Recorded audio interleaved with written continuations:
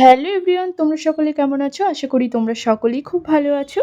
তো অনেক দিন পর আবারও একটি ভয়েস ওভার ভিডিও নিয়ে চলে আসলাম। আজকে এই সেম টাইমে এই কেকগুলো অর্ডার ছিল। তার মধ্যে একটা কেকের ডিজাইন আমি তোমাদের সঙ্গে এখন শেয়ার করব। এই কেকটা কিন্তু যে কাস্টমার আমাকে অর্ডার দিয়েছিল তাকে কিন্তু আমি অনেকগুলো কেকের পিকচার পাঠিয়েছিলাম। তার মধ্যে থেকে কাস্টমার এমন একটা কেকের ডিজাইন পছন্দ করেছে, যে ডিজাইনটা আমি আগেও একবার বানিয়েছি। আসলে এই কথাটা বলার কারণ হচ্ছে যে একই ডিজাইন আমার বারবার বানাতে ভালো লাগে না। এ কিন্তু আমাকে আগের দিন রাত্রে অর্ডার দেয়।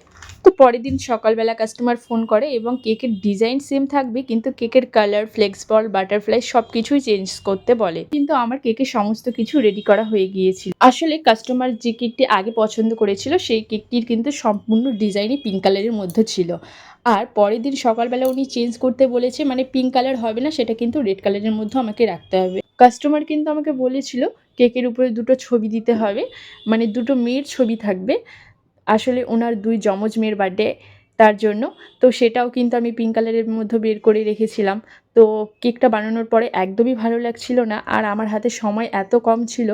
তো লাস্ট পয়েন্টে গিয়ে আমি কিন্তু কি করলাম, তখন কিন্তু টপারগুলোকে রেড কালারের মধ্যে আমি করে দিয়েছি। তো ফাইনাল লুকটা কেমন লাগছে অবশ্যই কিন্তু তোমরা কমেন্ট করে জানাবে।